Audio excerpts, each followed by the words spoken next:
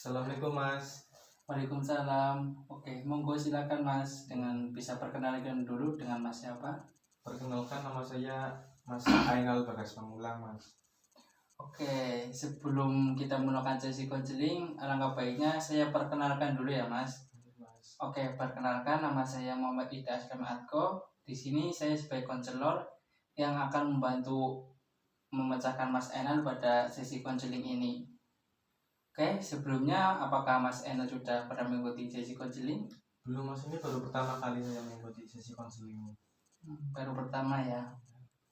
Sebelumnya saya jelaskan dulu mengenai sesi konseling ya Mas. Jadi sesi konseling adalah pemberian bantuan oleh ahli atau oleh konselor kepada klien untuk membantu memecahkan masalah yang terdapat pada individu atau pada individu kliennya. Apakah Mas Enal sudah paham?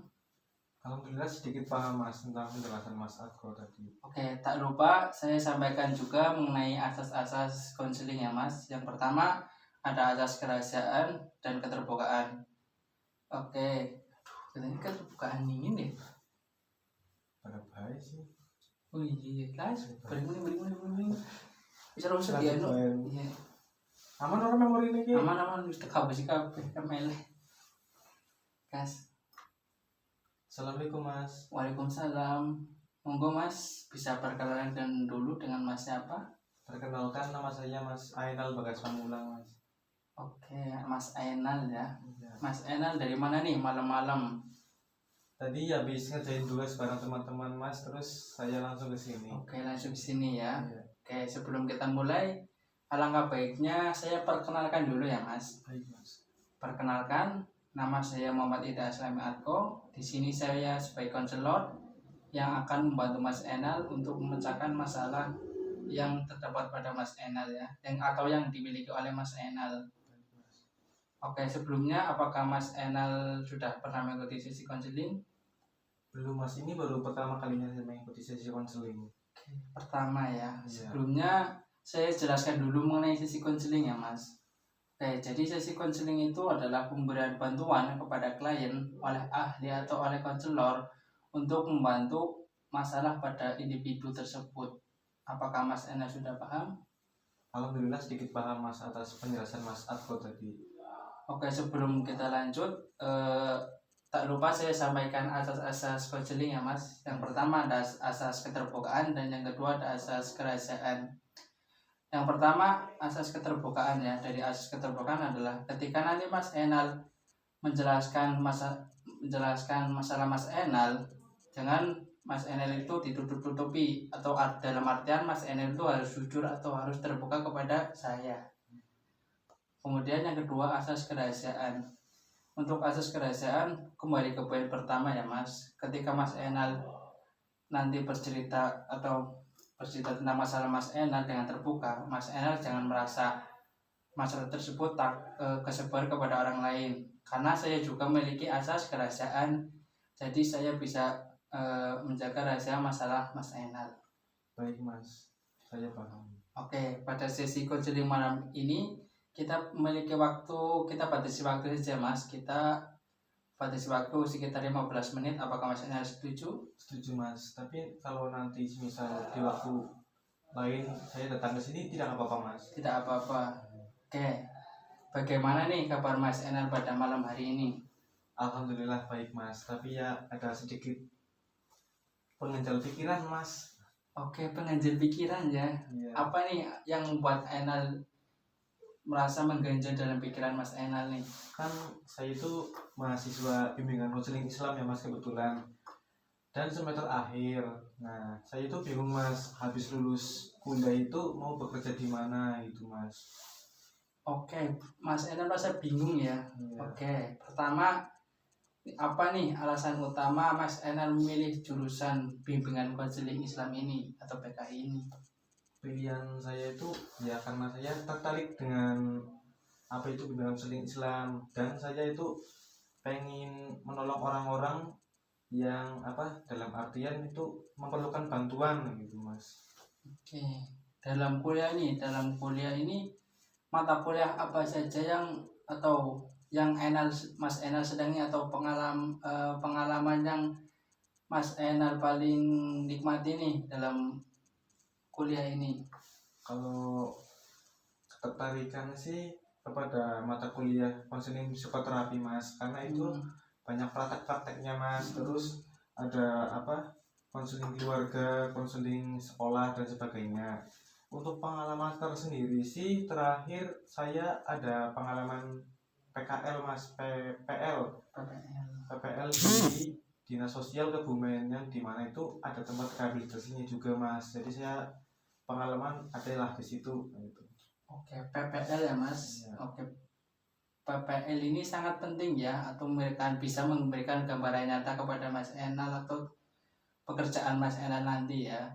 Selain itu nih, apakah ada kegiatan atau ekstrakurikuler atau organisasi yang Mas Enal ikuti atau yang mendukung minat Mas Enal sekarang? Kalau organisasi sih kebetulan saya nggak ikut apa-apa ya Mas, tapi saya lebih ikut ke kayak pelatihan workshop gitu, kayak pelatihan public speaking, pelatihan konseling dan sebagainya, yang dimana kadang-kadang ada layanan yang langsung terjun ke masyarakat. Jadi saya sering ikut kegiatan seperti itu Mas. Wah, itu luar biasa Mas Enal. Dari cerita Mas Enal yang sudah diceritakan, saya melihat Mas Enal ini sudah memiliki banyak pengalaman ya, seperti yang tadi sudah dijelaskan, memiliki pengalaman di Dinas Sosial Rehabilitas Kebumen ya. Kemudian mari kita bicarakan tentang pilihan karir nih. Apakah ada beberapa opsi yang sudah Mas Enal timbangkan dalam pilihan karir Mas Enal?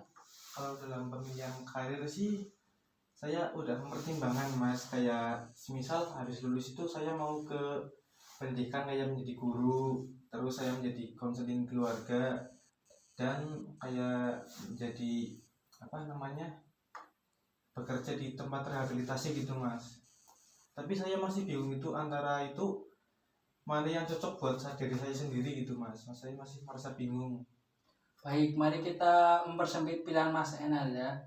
Yang pertama nih, dari segi lingkungan, Mas Enal ini lebih suka di lingkungan sekolah atau di lingkungan sekolah nih? Seperti kalau di sekolah kan bisa di universitas atau yang lainnya, atau di luar sekolah kan ada lembaga rehabilitas dan dinas sosial nih. Mas Enal lebih suka yang mana?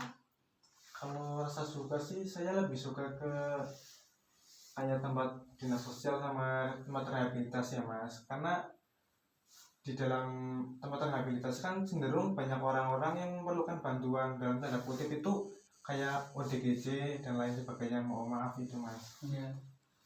Oke, itu pilihan yang baik ya. Sekarang dari sisi klien nih, Mas Ena lebih suka berbicara atau berinteraksi dengan klien anak-anak, remaja atau dewasa, atau bisa jadi keluarga? Kalau pilihan sih pastinya ada pilihan ya Mas, tapi kan di tempat kerja pasti dituntut untuk bisa semuanya ya Mas. Ya. Tapi kalau pilihan saya sendiri sih, saya cenderung pengennya menangani kasus yang usia remaja sama dewasa saja sih Mas gitu.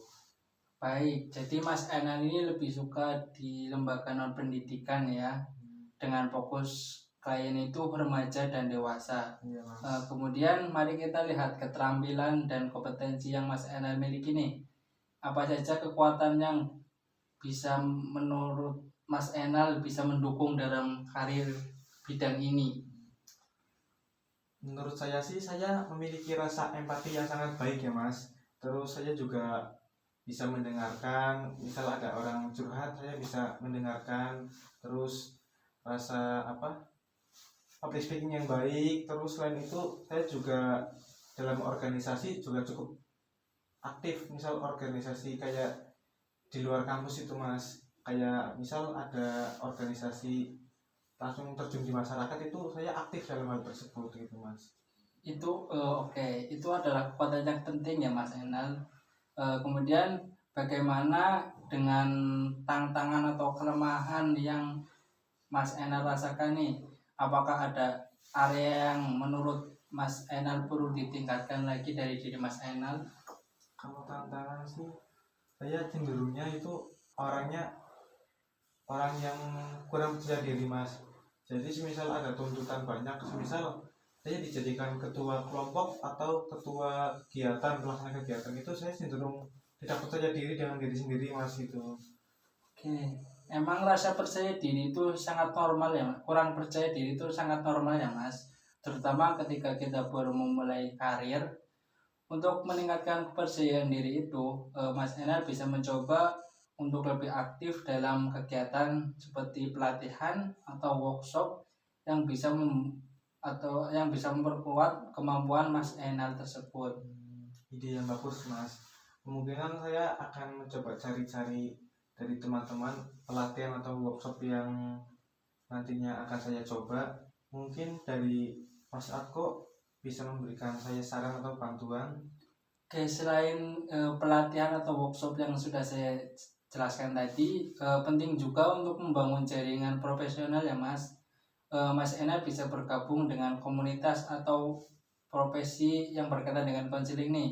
Mas Ena bisa bergabung dengan eh, laboratorium konseling atau kegiatan organisasi mitra remaja di kampus atau mengikuti pelatihan mengenai konseling tersebut gitu. Baik mas, ide yang bagus sih. Nanti coba akan saya cari-cari untuk dapat bergabung ke organisasi atau komunitas-komunitas yang Mas Atko tadi sampaikan. Tapi apakah ada sumber daya atau tempat tertentu yang bisa saya mulai mas? Oke, untuk kayak asosiasi profesional di bidang konseling seperti asosiasi konselor pendidikan Islam itu Mas Enel bisa mencari informasi lewat internet ya Mas. Mas Enel juga bisa mengikuti seminar, workshop atau konferensi yang sering diadakan eh, sering diadakan kampus Mas Enel maupun di luar kampus Mas Enel nih bisa diikuti kegiatan tersebut. Terima kasih mas. Saya nanti akan coba mencari-cari channel-channel pelatihan atau workshop yang tadi Mas Atko sarankan. Mungkin lebih saya mungkin dari konseling itu jadi punya gambaran mas, jadi punya tujuan sedikit lah, punya gambaran jadinya. Oke, saya senang bisa membantu Mas Enal ya. Ingatlah bahwa proses ini membutuhkan waktu yang lama dan usaha yang panjang ya Mas. Jangan ragu ketika Mas Enal mau kembali atau membutuhkan bantuan lagi, nanti kita bisa berdiskusi lagi mengenai tentang kemajuan Mas Enal nih. Baik, terima kasih Mas Atko sudah membantu saya dalam konseling pada malam hari ini. Untuk kedepannya saya akan berusaha lebih keras lagi. Saya akan mencari-cari apa itu yang tadi Mas Atko sarankan, seperti workshop, terus pelatihan supaya saya bisa belajar lebih banyak tentang apa itu konseling gitu Mas. Mungkin cukup itu aja sih Mas dari saya. Oke, jadi apakah Mas Enal sudah merasa cukup sekarang? Sementara saya akan merasa cukup mas, sudah cukup puas dengan apa yang telah Mas Atko sampaikan pada malam hari ini. Oke, kalau Mas Enal sudah merasa cukup, sesi konseling pada hari ini saya akhiri ya Mas. Jangan sungkan-sungkan ketika Mas Enal mau melakukan sesi konseling lagi, nanti bisa kita jadwalkan lagi buat pertemuan selanjutnya. Saya juga merasa terima kasih banyak buat Mas Atko. Kemungkinan misal saya masih bingung dalam hal lain, akan saya mengabari Mas Atko untuk datang ke sini lagi Mas. Oke, mungkin itu saja dari saya. Saya pamit ya Mas. Terima kasih saya ucapkan kepada Mas Enal. Assalamualaikum warahmatullahi wabarakatuh. Waalaikumsalam warahmatullahi wabarakatuh.